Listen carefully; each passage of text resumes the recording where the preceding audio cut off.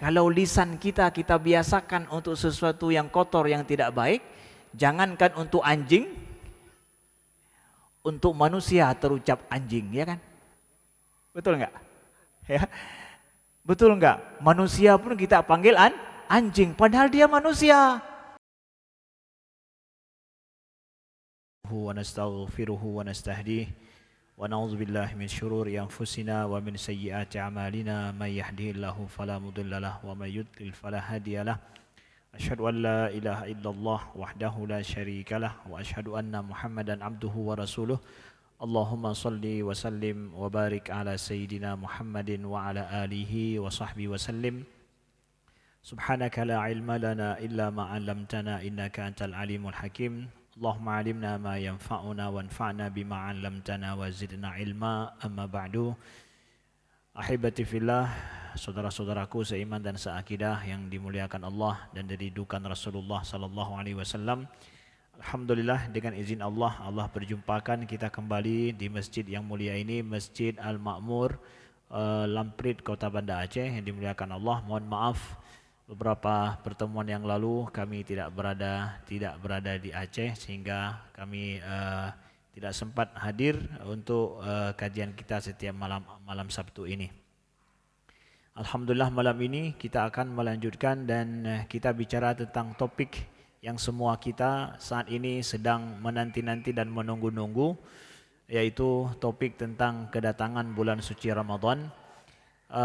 Dari sejak awal kita ingin mempertanyakan, ya, pertama adalah apa kesiapan mental kita untuk menyambut bulan suci Ramadan.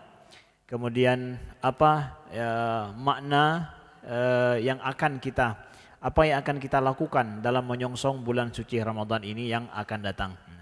Semua kita ingin mempersiapkan diri untuk menyongsong bulan suci Ramadan ini. Ada persiapan finansial, ada persiapan bersih-bersih mungkin, atau bagi ibu-ibu ingin mempersiapkan diri dengan segala kebutuhan keluarga di rumah, ya.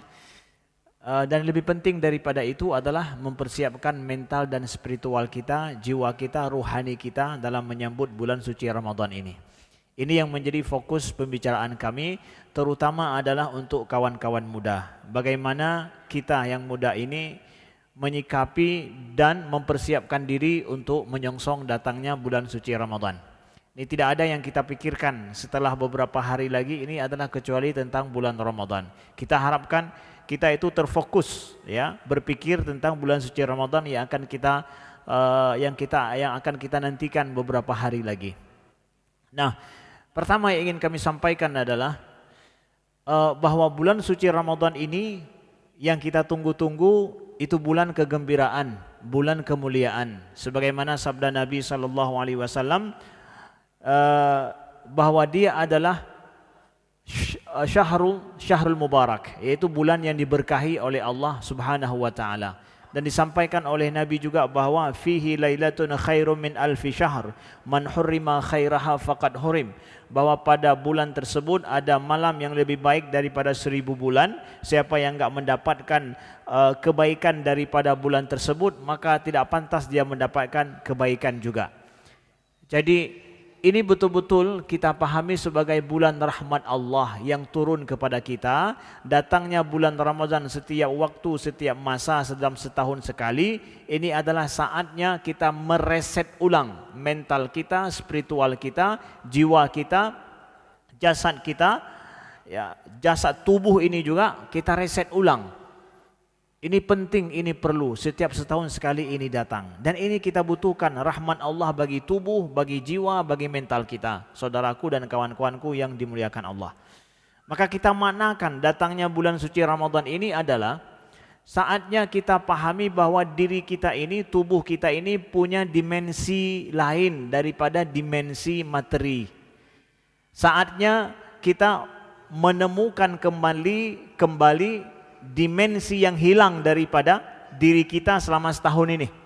Selama 11 bulan, adakah dimensi ruhani itu hilang dari diri kita? Bulan suci Ramadan kita temukan kembali itu. Maka bulan suci Ramadan perbuatan yang disuruh oleh Allah pada saat itu adalah semuanya adalah bernada dimensi ruhani semua itu. Dimensi ruhani semua. Maka Allah ingin kita temukan kembali dimensi insaniah kita. Dimensi asli manusia itu. Ya. Kalaulah misalkan hari ini ada di antara kita yang maaf cakap jasadnya itu tidak utuh. Ya, tidak utuh jasadnya tapi hidup bersama kita. Apakah ruhani orang yang jasadnya tidak utuh itu sama dengan kita enggak ya? Atau jasad dimensi ruhani itu cacat juga seperti cacat tubuhnya? Kan enggak. Tubuh kita boleh tidak berbeda, tapi ruhani kita, saudaraku yang dimuliakan Allah, itulah yang menjadi esensi manusia. Walaupun mungkin dia tidak punya kaki, dia tidak punya tangan, atau bahkan cuma maaf cakap ada yang kita lihat cuma dadanya saja dengan tangannya saja hidup begitu. Dia itu manusia yang sempurna loh. Ya, dia sholat juga, dia puasa juga ya, dia berbicara dengan kita sama seperti itu, sempurna loh. Sempurna dari sisi apa? Apakah membunuh orang, maaf cakap ya, yang cacat seperti itu nggak sama hukumannya dengan membunuh manusia yang tidak cacat? Hukumannya apa? Sama? Sama. Kenapa? Inti manusia itu memang pada dimensi ruhani dia. Maka bulan Ramadan kita ingin menemukan kembali ini. Dimensi ruhani kita yang hilang. Mungkin selama 11 bulan. Ataupun kalau tidak hilang, itu yang cacat mungkin. Dimensi ruhani kita itu cacat mungkin. Maka kita ingin perbaiki itu pada bulan suci Ramadan. Yuk repair. Kita kembali ingin memperbaikinya kembali. Bulan suci Ramadan. Saudaraku, kawan-kawanku, jamaah yang dimuliakan Allah. Jadi itulah bukan second dimension sebenarnya. Bukan dimensi yang kedua. Tapi itu dimensi utama daripada manusia. Sehingga Allah sampaikan dalam Al-Quran, ketika Allah menciptakan manusia, wa nafakhna fihi min ruhina faqa'u lahu sajidin. Allah katakan ketika kami tiupkan daripada ruh kami kepada Adam itu, maka sujudlah kalian wahai malaikat, kata Allah. Jadi Adam itu setelah diciptakan oleh Allah dalam bentuk jasad, ditiupkan ruh kepadanya, malaikat bersujud, disuruh sujud. Kapan malaikat itu disuruh bersujud? Setelah ruh itu masuk ke dalam jasad Adam. Malaikat disuruh bersujud. Kenapa enggak sebelum ditiupkan ruh? Tidak ada kemuliaan pada manusia tanpa ada ruhnya. Itulah inti manusia. Ruh itu hanya memakai jasad ini untuk hidup sementara. Ketika jasad ini udah enggak bisa pakai lagi, ya, sudah darahnya udah enggak berfungsi, enggak mengalir dengan benar, jantungnya sudah enggak bisa memompa lagi dengan baik, ruh meninggalkan jasad ini, udah enggak bisa pakai lagi jasad ini, dikuburkan jasad itu, rusak, busuk jasad itu, ruh kembali kepada Allah. Bulan Ramadan kita ingin mendapatkan kembali ini. Kemudian makna yang kedua ingin kita dapatkan dari bulan suci Ramadan ini apa? Ini khususnya bagi kawan-kawan muda ini. Bulan Ramadan itu adalah bulan berhubungan dengan nafsu. Ya. Masa muda, masa nafsu sedang bergejolak. Makanya kalau ada anak muda kurang bernafsu, kurang nafsu makan, kurang nafsu syahwat, kurang nafsu macam-macam, itu semua nafsunya kurang, bukan anak muda itu. Tapi orang tua. Ya, sedikit ngelihat saja bernafsu gitu. Lihat mie goreng bernafsu gitu, mau makan gitu ya. Itu muda namanya. Tapi kalau orang tua lihat mie goreng hilang nafsunya, kenapa? Udah tambah kolesterol pula nih lagi. Banyak pertimbangannya. Kita muda enggak. Lihat durian, bernafsu ingin makan durian, ajak kawan-kawan kapan bisa makan durian sama-sama. Kalau sudah tua lihat durian, waduh, beat penyakit, ya juga ya. Itu orang tua. Tapi kita muda ini adalah bernafsu, betul. Nah, bulan suci Ramadan hubungan dia dengan nafsu, iya. Makanya yang membatalkan puasa secara zahir itu apa? Makan, minum, dan hubungan intim kan? makan, minum, hubungan intim, itu adalah yang membatalkan langsung puasa kita, nggak dianggap sah. Kalau dalam masa puasa kita berhubungan dengan 3 hal ini, itu semua nafsu. Tetapi bukankah 3 hal ini yang menjadikan kita hidup di dunia ini? Tanpa makan, tanpa minum, mati.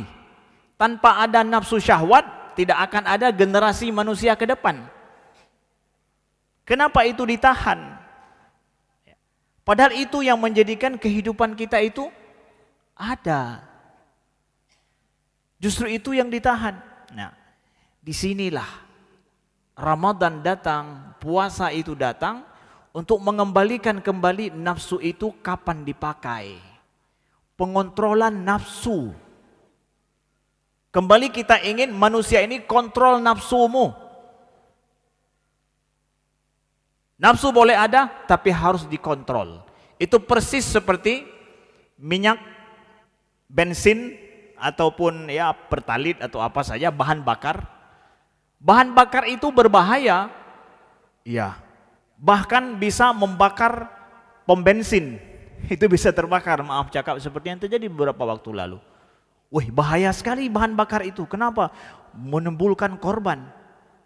Itu bahan bakar yang tidak dipakai pada tempatnya. Tapi pada saat bahan bakar itu dipakai pada tempatnya, diisi dalam mobil tangki, itu menghasilkan energi yang berguna bagi kehidupan. Betul enggak? Tapi pada saat bahan bakar itu tidak ditaruh di tangki yang benar, maka itu penyebab daripada kerusakan yang akan terjadi. Maka bulan Ramadan itu Allah ingin kita nih ngontrol kembali nafsu kita yang 3 ini. Letakkan dia pada tempatnya, pada waktunya, pada saatnya, genggam kembali dia. Genggam kembali dia. Kitalah yang ngontrol dia. Makanya ada sekarang kan wacana-wacana ketika maaf cakap ustadz-ustadz bicara, guru-guru kita bicara, maaf cakap, atau orang yang ngomong, nafsu itu penyebab kehancuran. Nafsulah yang menjadikan semua dosa-dosa. Enggak, bukan nafsu. Siapa juga? Orang yang punya nafsu. Kamu yang punya nafsu, saya yang punya nafsu. Itu penyebab kehancuran, bukan nafsu itu sendiri. Nafsu itu disuruh kontrol sama Allah. Mana buktinya? Bulan Ramadan kamu bisa ngontrol kok. Yang kata-katanya ini enggak bisa kalau enggak ngerokok. Saya Ustaz kalau enggak ngerokok enggak bisa. Coba bulan Ramadan, sanggup ngontrol enggak? Sanggup. Jadi kita mampu kok mengontrol nafsu kita? Mampu. Jadi ini sisi manusia, sisi insannya. Ya. Nafsu itu kawanku yang dimuliakan Allah. Kita ingin bulan Ramadan reset kembali, kontrol kembali nafsu kita. Makanya Allah jadikan kemudian mampu menahan nafsu ini adalah jalan ke surga. Sebagaimana firman Allah, fa amma man khafa maqama rabbih wa nahan nafsa 'anil hawa fa innal jannata hiyal ma'wa, dalam surat An-Nazi'at. Wa amma man khafa maqama rabbih, adapun orang yang takut akan perjumpaan dengan Tuhannya. Nah, orang yang takut akan berjumpa dengan Tuhannya. Ya, kok Allah kita takut Ustaz? Kita takut Allah maknanya adalah saya takut dengan dosa-dosa yang saya bawa kalau jumpa sama Allah. Jadi enggak salah takut, enggak salah. Semestinya kita yang merasa berdosa ketika jumpa sama Allah, ya kita takut nanti kita bawa dosa-dosa kita.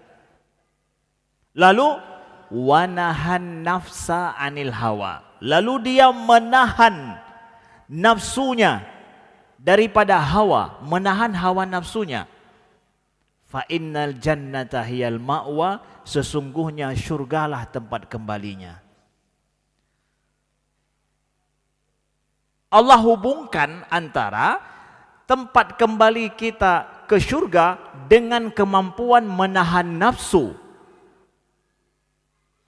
Jadi jangan ditanya, Ustadz, adakah cara ke surga dengan mengumbar nafsu? Mungkinkah saya mendapatkan surga dengan melampiaskan nafsu saya? Itu enggak mungkin. Kenapa? Allah menjadikan jalan ke surga dengan menahan nafsu memang. Jadi kapan kita bisa mengumbar nafsu itu? Di surga aja itu. Tunggu di surga. Tunggu di surga kawan-kawanku yang dimuliakan Allah. Jadi kalau misalkan merasa rugi menahan nafsu di sini, terlalu ingin memperturutkan nafsu, maka jatah di surga enggak dapat. Kenapa demikian? Kenapa sih enggak misalkan ya kita sesuka hati kita mengumbar nafsu, melampiaskan nafsu kita, kalau makan sesuka hati tanpa ada tanpa ada rem gitu ya. Kemudian kalau berbuat dosa seenak hati kita, tapi kita dapat jatah surga. Nampaknya kayak gitu lebih logis lah. Atau lebih enak lah hidup ini. Allah menghendaki, boleh-boleh saja kalau Allah kasih kita gitu. Boleh-boleh saja secara logika Allah memberikan kita itu dengan apa? Ngumbar nafsu kalian nanti masuk surga. Ya, kalau Allah menghendaki boleh saja. Tetapi jalan agama ini telah Allah tuliskan bahwa dengan menahan nafsumu surga kamu dapat. Kalau engkau enggak menahan nafsumu, surga enggak akan engkau dapatkan. Loh kok begitu? Ya sudah begitu Allah takdirkan garis hidup ini. Itu persis seperti Allah menakdirkan kalau engkau bisa menghirup udara, kamu hidup. Enggak bisa menghirup udara, kamu mati. Kenapa sih hidup ini dihubungkan dengan udara? Coba tanyakan, sama siapa bisa tanyakan itu? Kenapa kita hidup ini bergantung pada udara, bergantung pada air? Kok enggak pada debu saja gitu? Kita enggak usah menghirup udara, hirup debu. Kita bisa hidup dengan debu. Kenapa? Allah telah menakdirkan bahwa hidup ini bergantung pada udara, pada air, pada makanan. Tanpa ini mati. Begitu pula Allah hubungkan antara bahwa engkau masuk surga dengan menahan nafsumu. Persis sama itu. Ya. Itu sudah ketentuan Tuhan, ketentuan Allah dalam hidup. Saudaraku yang dimuliakan Allah. Maka itulah sebabnya kan sering ya dalam agama kita, kalau bicara masalah agama, kok nafsu melulu yang dibicarakan ya. Tahan nafsu, tahan nafsu, tahan nafsu gitu. Karena hanya agamalah yang mampu bicara masalah ini. Sedangkan ilmu pengetahuan, sains sendiri nggak bisa masuk ranah ini. Sains nggak bisa masuk ranah masalah nafsu, nggak bisa masuk itu. Nafsu itu masalah etika, masalah akhlak, masalah agama dia. Sedangkan rumusan matematikanya nggak masuk dalam masalah nafsu dia, nggak bisa dia. Etika dan akhlak, saudaraku yang dimuliakan Allah. Ya, jadi bulan suci Ramadan ini adalah bulan di mana kita demikian, ya, adalah saatnya reset kembali nafsu kita, kontrol kembali nafsu kita. Itu yang kedua. Yang ketiga adalah kita ingin sampaikan bulan suci Ramadan itu kan kata Nabi SAW, "Idza kana yaumu shaumi ahadikum fala yarfus wala yafsuq wa idza sabbahu ahadun falyaqul inni mru'un shaim." Kalau seandainya hari salah seorang daripada kalian berpuasa, maka jangan berkata-kata kotor. Janganlah dia berkata-kata kotor. Kemudian janganlah dia wala yaskhab, jangan berbuat kegaduhan. Kalau ada orang yang mencelamu, maka jawablah aku sedang berpuasa. Dari kontrol nafsu kepada kontrol perilaku. Kontrol perilaku. Kenapa? Dalam psikologi, sesuatu yang dibiasakan itu dari 6 sampai 10 hari itu terus dilakukan, itu bisa menjadi sebuah kebiasaan. Apalagi kalau 1 bulan itu terus dibiasakan, itu bisa menjadi suatu adat. Sesuatu yang sifatnya adalah adat. Adah bahasa Arabnya. Maka sabda Nabi, al khairu adatan wasyarru lihajah. Sesungguhnya kebaikan itu karena kebiasaan, sedangkan kejahatan itu karena kebutuhan. Orang jahat itu karena butuh. Sedangkan orang ingin berbuat baik harus dibiasakan. Maka bulan suci Ramadan adalah bulan di mana kita ingin membiasakan kebaikan dalam diri kita. Saudaraku, 30 hari itu telah melewati ambang batas untuk melakukan sesuatu menjadi biasa. 6 sampai 10 hari saja sesuatu terus menerus dilakukan, hal-hal itu terus, itu akan menjadi kebiasaan dalam hidup. Apalagi sebulan. Maka apa yang akan kita lakukan? Perilaku kita yang tidak benar selama ini dengan mudah mengata-ngatai orang lain, perilaku kita yang terlalu refleks kepada orang lain, ya, kemudian ya ucapan kita yang terlalu ini kepada orang lain, ya, kemudian kebiasaan menipu, buat barang palsu, kemudian dengan mudah menggantikan angka dalam penjumlahan ataupun dalam membuat laporan. Bulan Ramadan Nabi katakan kepada kita, man lam yada' qaulaz zur wal amal bihi falaysa lillahi hajatan an yada'a ta'amahu wa syarabahu. Yang tidak mampu meninggalkan kebiasaan dusta, palsu, bohong, itu enggak usahlah dia tinggalkan makan minumnya, kata Nabi. Enggak usahlah kalau memang belum mampu meninggalkan kebohongan dalam hari-hari kita, kedustaan, kepalsuan yang udah menjadi kebiasaan. Ini Ustadz adat kantor ini adat kantor, kalau enggak bisa. Kata Nabi apa? Kalau memang engkau belum bisa meninggalkan kebiasaanmu yang begitu, enggak usahlah tinggalin makan dan minum. Udah makan minum aja. Kamu enggak bisa puasa memang sebenarnya. Jelas? Ini puasa, saudaraku yang dimuliakan Allah, nanti yang akan kita hadapi itu pembiasaan sesuatu yang baik. Ya, seorang muslim akan membiasakan sesuatu yang baik itu. Ada sebuah kisah daripada Nabi Isa alaihissalam. Ketika beliau melihat seekor anjing yang lewat, ya. Lalu beliau mengatakan, idhab afakallah, wahai anjing, pergilah, semoga Allah mengampunimu. Ya. Anjing, pergi supaya semoga Allah mengampunimu. Murid Nabi Isa tanya, engkau ngomong dengan anjing supaya diampuni oleh Allah, apa salah anjing gitu? Manusialah yang diampuni oleh Allah, kenapa anjing? Kata Nabi Isa apa? Lisanun awattuhu alal khair. Aku memiliki lidah yang aku biasakan mengucap kata-kata yang baik. Maka ucapan kata yang baik ini akhirnya walaupun untuk anjing pun terucap. Bukan cuma untuk manusia. Kenapa? Karena lisanku ini aku biasakan mengucapkan kata-kata yang baik. Jadi sehingga karena ini menjadi sebuah kebiasaan, jangankan untuk manusia, untuk anjing pun terucap kata yang baik. Begitu pula sebaliknya.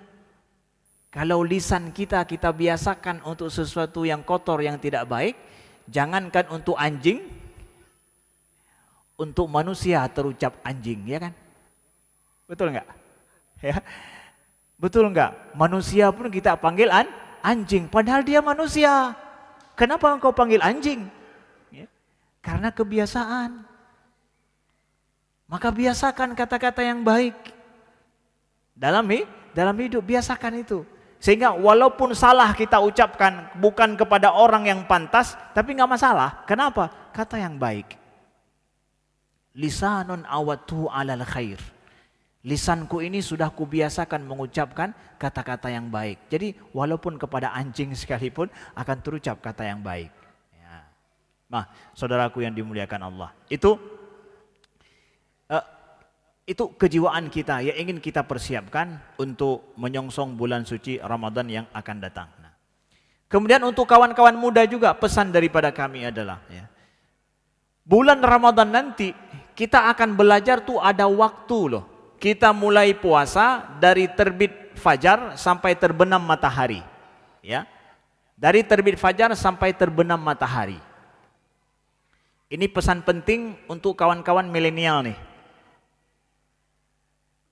Kita kan dalam hidup sekarang, proses itu sudah nggak mampu kita hargai lagi dan kita tunggu.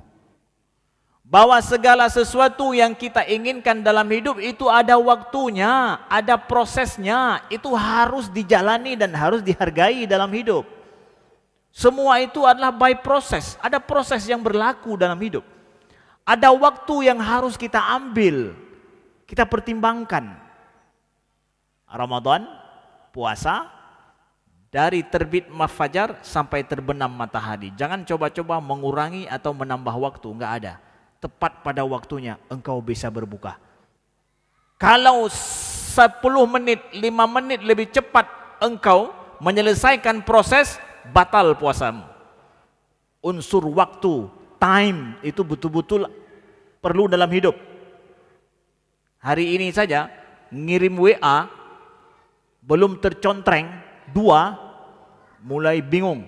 Kenapa nggak masuk? Begitu sudah masuk tercontreng 2 belum biru lagi. Nyan mumang. Nggak sanggup bersabar lagi. Kita ingin cepat segera. Betul nggak? Ini kan gaya tren hidup ini yang sudah nggak mau ada waktu lagi. Kita nggak hanya perlewat ya baga. Ya. Kita ingin hidup begitu. Saya biasanya dapat WA dari kawan-kawan muda, belum saya jawab. Itu pertanyaannya terus menerus, belum saya jawab. Belum sempat saya ketik. Ini saya tahu ini anak-anak muda. Beda kalau misalkan yang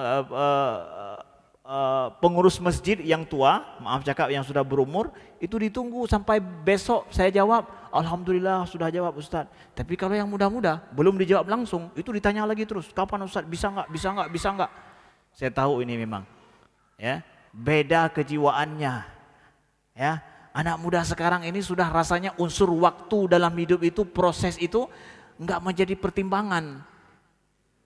Tapi orang tua yang merupakan generasi zaman dulu, proses waktu itu merupakan bagian penting dari hidup loh.